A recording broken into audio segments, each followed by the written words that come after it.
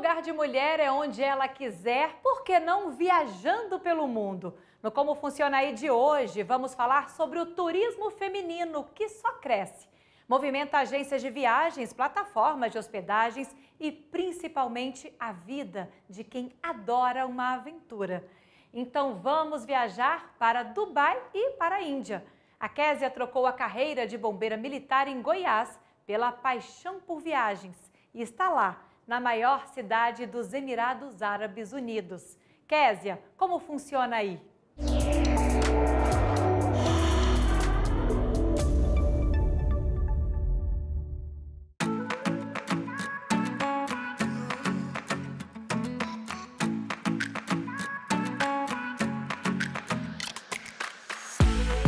Sou Késia, ou mais conhecida como Queca pelo mundo.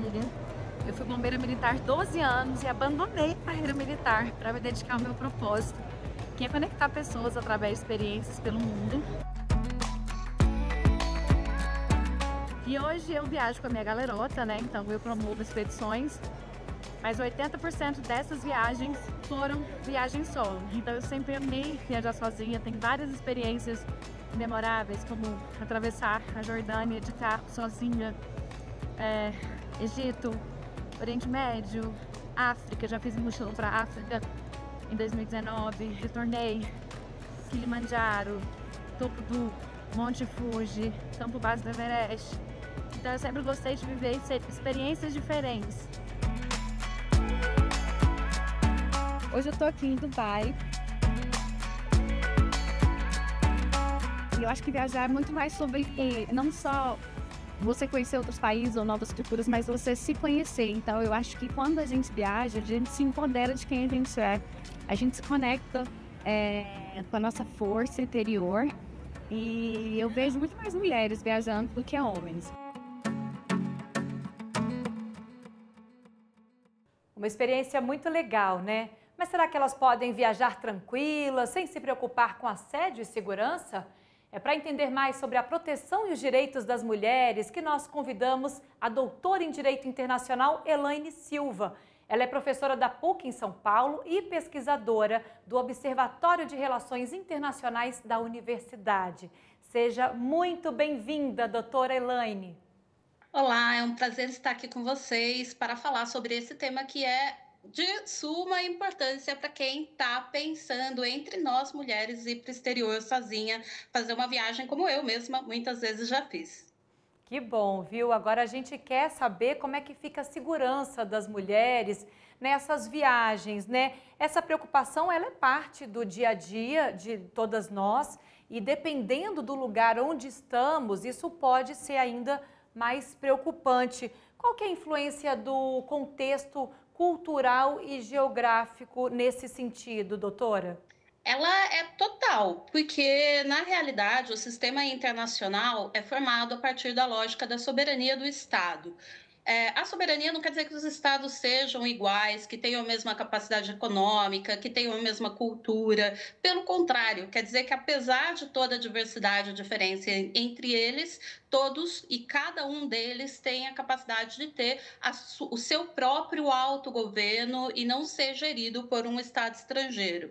Então, o que se pensa em geral é que cada estado vai representar a cultura jurídica, a cultura de relações sociais de um determinado povo. Nesse sentido, quando a mulher vai para o exterior, como a mulher brasileira, apesar de ela ter todo o enquadramento jurídico aqui no Brasil, ter a Lei Maria da Penha, por exemplo, que toda mulher aqui no Brasil conhece, ela vai estar sujeita aos requisitos do estado local para sua proteção e para sua realização. Então, é sempre muito importante, antes de ir para o exterior, verificar quais são as condições daquele país para os temas que são pertinentes à vida da mulher. Nesse sentido, vale até lembrar que, apesar da gente não ter nas anotações e descrições por Estado do governo brasileiro questões relacionadas ao interesse das mulheres, como os direitos sexuais e reprodutivos ou eventuais formas de discriminação, no almanaque da CIA, que é aquele super conhecido World Factbook, você consegue encontrar informações sobre questões relacionadas à vida da mulher, para quem tiver interesse aí de pesquisar um pouco mais. Bem interessante. Agora, falando sobre as leis, existem leis que protegem as mulheres nesse contexto internacional que podem ajudar, podem ser úteis para as mulheres viajantes? De uma forma geral, a gente costuma dizer que a principal forma de proteção da mulher é sempre o sistema local, o sistema de direito do Estado, ainda que haja tratados internacionais que têm uma função de complementação, uma função de suplementação do direito nacional para a proteção dos Estados. E aí, tanto aqueles tratados específicos de direitos humanos, de uma forma mais geral, como o Pacto de Direitos Civis e Políticos, o Pacto de Direitos Econômicos, Sociais e Culturais, quanto aqueles documentos que são específicos da mulher, como a gente costuma falar CIDO, que é a sigla em inglês, é a Convenção para a Eliminação de Todas as Formas de Discriminação contra a Mulher, que é uma convenção multilateral, e a Convenção de Belém do Pará no sistema interamericano, ou a Convenção de Istambul na União Europeia, cada um para o seu respectivo ambiente geográfico, ambiente político específico, são aplicáveis.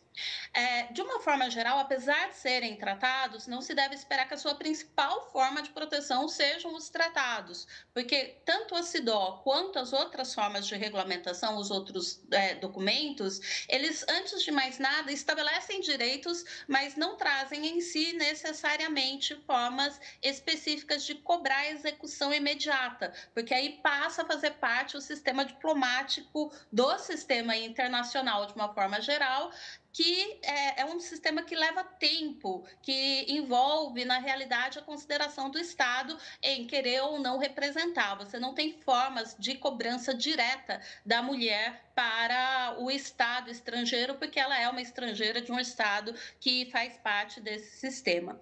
E a gente tem vários documentos que são, por exemplo, recomendações, como o da Organização Mundial do Turismo, relacionado à atuação da mulher no turismo e no turismo mundial. Só que esses documentos, de uma forma geral, eles são documentos, além de ter o caráter recomendatório ou declaratório, muito voltados para pensar a participação da mulher no negócio turismo, que não é exatamente o principal foco de quem está viajando no exterior. Quando você está viajando no exterior, o que você quer saber é se você tiver a bagagem extraviada, se você vai eventualmente conseguir, se você for presa individualmente, se você vai ter acesso à defesa, se você for vítima de um crime como um estupro, você vai conseguir ter acesso à justiça. Então, em geral, esse tipo de documento ele não vai ter aplicabilidade direta para as mulheres que viajam para o exterior. E isso acaba fazendo com que seja sempre necessário ter essa avaliação do quadro para ter uma viagem segura. A viagem segura, ela passa por criar condições imediatas no nosso entorno, mas ter conhecimento também do contexto jurídico e social dos países para os quais a gente vai. Tá certo. Obrigada, doutora Elaine. Vamos voltar para Dubai. A Késia conta pra gente um pouco mais da vida de viajante e o que ela faz para não ter problemas. Vamos ver.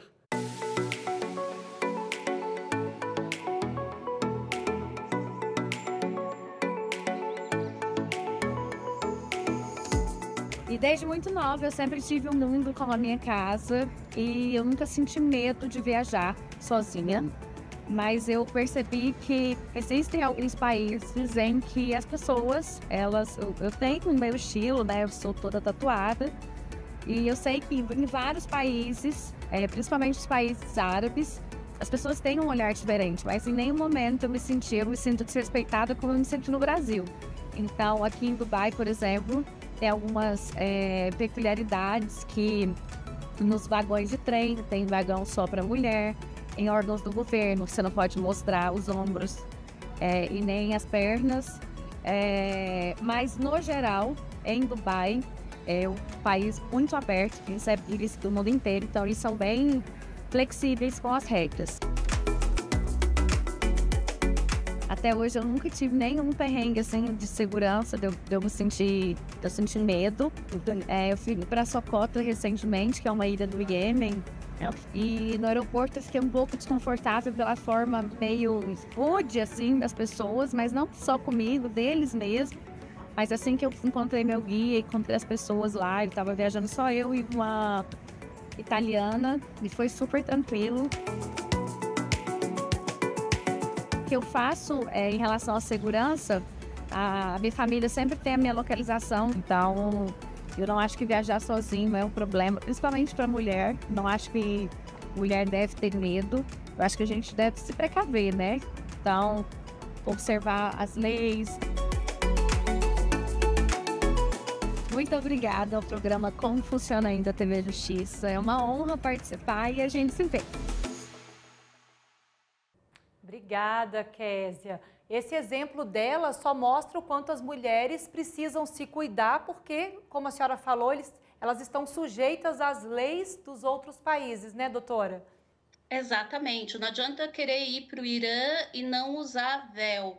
E mesmo alguns países que às vezes nós não associamos diretamente com esse comportamento, tem algum tipo de imposição da qual você não vai conseguir escapar. A gente consegue pensar, por exemplo, casos de mulheres que foram presas em igrejas ortodoxas na Rússia por entrarem sem véu. Então, em alguma medida, quanto menos se pressupor determinados comportamentos e mais se pesquisar e conhecer com profundidade, mais segurança e capacidade de gerir os limites locais você vai ter para conseguir superar e ter uma boa experiência no local em que você for viajar.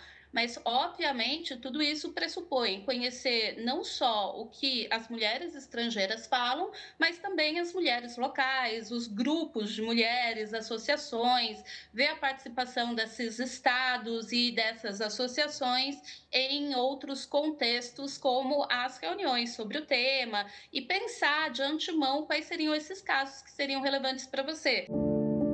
A Convenção sobre a Eliminação de Todas as Formas de Discriminação contra as Mulheres é um tratado de direitos humanos da ONU. Criada em 1979, é considerada o principal instrumento internacional na luta pela igualdade de gênero. O objetivo é eliminar a discriminação contra as mulheres praticada por estados, indivíduos, empresas ou organizações.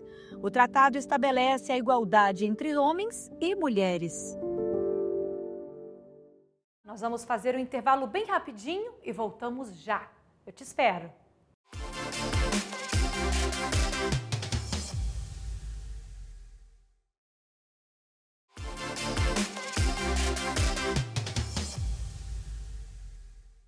Estamos de volta e seguimos viagem pela Ásia até a Índia. O país, conhecido pela cultura milenar, enfrenta problemas sociais, econômicos, ambientais e tem altas taxas de violência contra mulheres. A ISIS está na cidade de Agra, onde fica o famoso monumento Taj Mahal, pertinho da capital indiana Nova Delhi. Há 4 anos, ela vive viajando e já morou em vários países. Isis, como funciona aí?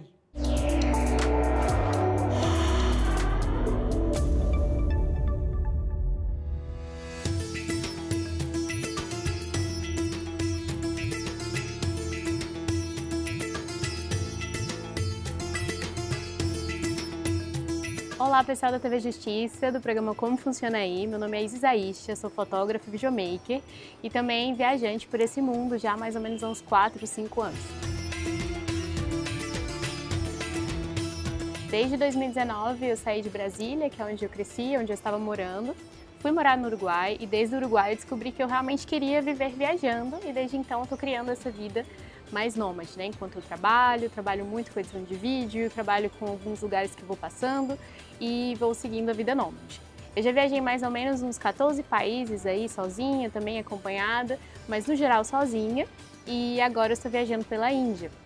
Está sendo um novo desafio, um desafio super bonito e muitas coisas lindas também que eu vivi por aqui.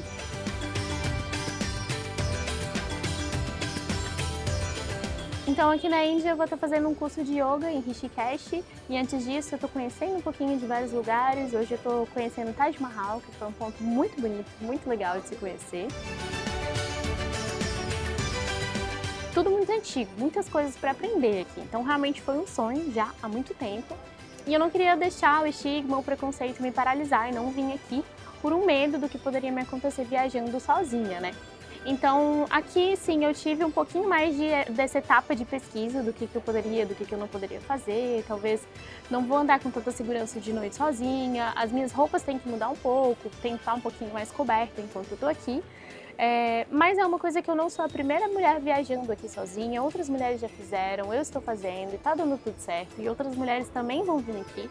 E cada vez mais eu acredito que o mundo todo vai aceitando mais essa presença livre, ao redor do mundo inteiro, seja aqui na Índia, no Brasil ou em outros lugares.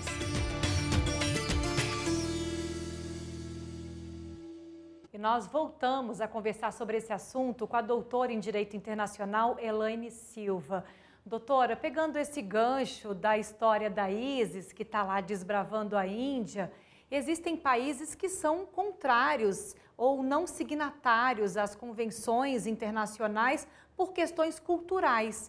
Queria que a senhora falasse um pouco sobre esse ponto e também se a Índia é um exemplo desses países e qual que é a interferência da cultura nesse sentido. Então, quando a gente pensa na relação de estados com as convenções internacionais, você pode pensar nessa figura extrema do estado que, por uma questão cultural, não vai fazer parte da CEDAW, que é a Convenção para a Eliminação de toda forma de discriminação contra a mulher, como é o caso do Irã, é o caso do Sudão, é o caso de Palau. Aliás, quando for lá para a Oceania, por exemplo, começa a prestar atenção, talvez, nesses pequenos países que não façam parte. Afeganistão, eu acredito que nem todo mundo possa pensar hoje que já tem grande dificuldade com relação à questão das mulheres. Mas existem outros casos de estados que fazem parte dessa convenção, mas que não a implementam corretamente ou têm grande dificuldade na implementação por questões culturais. E aí a Índia é um desses estados que tem grande dificuldade na implementação por questão cultural e a questão, em especial, da mulher na sociedade védica e não só dentro do sistema de castas, mas dentro de uma forma geral da percepção cosmológica hindu. Em alguns casos, você sabe que a mulher menstruada, por exemplo, pode significar a não reencarnação do hindu homem numa situação melhor do que ele vive na situação de hoje. Então, a Índia, apesar de fazer parte de alguns atos internacionais para a proteção das mulheres, tem essa dificuldade imensa na implementação e acaba convivendo com governos que, por vezes, deixam esses aspectos problemáticos num segundo, terceiro ou quarto plano perante outras prioridades do governo, como acaba sendo, por exemplo, o governo atual, que não tem como prioridade, pelo contrário, a questão da pauta das mulheres. Uma pesquisa do Instituto para Mulheres, Paz e Segurança da Universidade Georgetown elencou os melhores países do mundo para elas viverem. O índice analisou dados que medem inclusão, justiça e segurança para mulheres em 177 países. Os 10 primeiros colocados foram a Dinamarca, Suíça, Suécia, Finlândia, Islândia, Luxemburgo, Noruega, Áustria, Holanda e Nova Zelândia. Entre os últimos, Iêmen, Somália, Congo e Afeganistão. O Brasil é o número 115 da lista. Agora, será que a experiência de viajar e a preparação para cada aventura podem ajudar a driblar o medo e a insegurança? A Isis também falou sobre isso. Vamos acompanhar.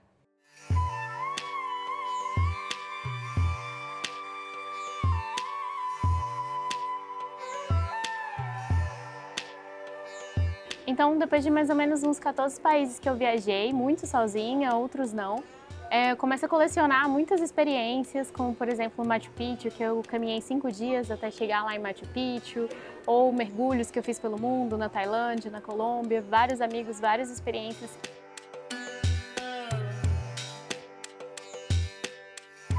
E sim, algumas vezes eu já senti medo, e eu ainda sinto, mas eu tento que esse sentimento não me paralise, que isso não seja uma coisa que me deixe presa em casa. Até porque estar em casa não me garante que não vai me acontecer nada, de acordo com os dados que a gente tem. No Brasil, muitas violências acontecem mesmo até dentro de casa. Então, eu acredito que o medo é uma das piores heranças que a gente tem. Então, a gente romper isso, pelo menos para mim, me permitiu viver muitas coisas legais, muitas coisas bonitas, tirar as coisas só do papel, né? Transformar sonhos em realidade. Então, dentro da minha história foi muito importante romper esse medo e não me paralisar por esse medo. É claro que o medo também é uma proteção, então a gente precisa tomar certas medidas. Que medidas especificamente são essas que, por exemplo, eu estou tomando aqui na Índia? Quando eu vou escolher um hotel, um hostel que eu vou ficar, eu escolho um lugar com muito boas avaliações, eu busco avaliações especificamente de mulheres que viajaram sozinhas para lá, lugares que dão algum certo apoio para fazer um tour em grupo, junto. Quando eu conheço as pessoas, faço amizade, troco contato, estou sempre bem atenta para não estar completamente sozinha, por mais que eu esteja sozinha, e ter essa comunidade, né? Criar pessoas que possam te ajudar e você também pode ajudar essas pessoas, tornando a viagem muito mais tranquila e segura.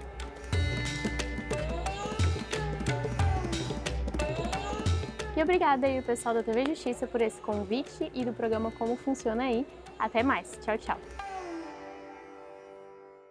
Obrigada, Isis. É isso, doutora Elaine, nossa entrevista está quase chegando ao fim. Eu queria só retomar um pouquinho sobre o trabalho do governo brasileiro para proteger os turistas, não só as mulheres, né, quando estão viajando pelo mundo. Como é que funciona esse apoio do governo do Itamaraty na proteção aos nossos brasileiros viajantes?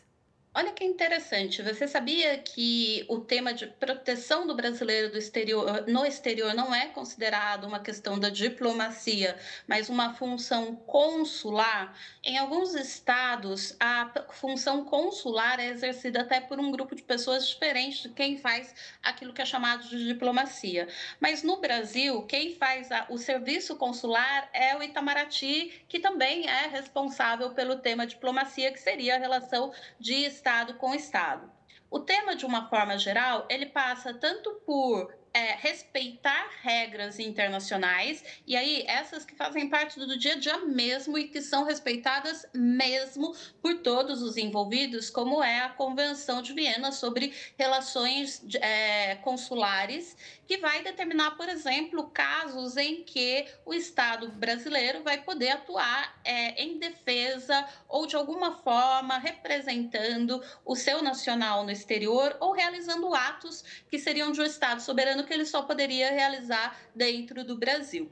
Mas também o governo brasileiro, no exercício dessa função, está sujeito às regras nacionais que determinam o que e como deve ser feito. E o interessante desse caso especificamente é que as normas brasileiras sobre o tema, elas são inseridas dentro do que a gente chama Regimento Consular Brasileiro, que tem passado por grandes modificações nos últimos anos, depois de passar décadas sem discussão pública, com a formação das comunidades brasileiras no exterior e a demanda para a inclusão de temas como o que fazer em casos de violência contra a mulher, em casos de discriminação dos brasileiros, prisão indevida e outros temas que são relevantes e que são resultado, muitas vezes, até de preconceito ou de formas de dominação dessas pessoas no exterior, é que esses temas passaram a ser incluídos de uma forma mais ativa. Então, de uma forma geral, quando um brasileiro tem problema no exterior, ele precisa procurar ou o consulado brasileiro ou o departamento consular dentro da embaixada, se o país for muito pequeno ou se a representação brasileira no local for muito pequena, que vai ter um horário de funcionamento limitado, mas que sempre tem um número para emergência. Mas é muito importante notar que o Itamaraty, em nenhuma condição, se propõe a ser uma defensoria ou um representante jurídico do brasileiro no exterior. Então, não espere do governo brasileiro o ser seu advogado, ser o seu representante, porque isso ele não vai ser. Então, ele pode te dar as pedras do caminho, mas em alguma medida esse caminho vai ter que ser trilhado para você. E a gente vê isso até nos casos de brasileiros que acabam em situação de vulnerabilidade no exterior e sem recursos para voltar. E como que as famílias se mobilizam para conseguir a repatriação dessas pessoas para o Brasil. Tá certo, então. Doutora Elane, muito obrigada pela participação no nosso programa e por todas as informações. Até a próxima. Foi um prazer participar com vocês. E a gente fica por aqui preparando a nossa próxima viagem. Siga a gente nas redes sociais, é só digitar @Rádio TV Justiça que você encontra todo o nosso conteúdo. Até a próxima, tchau!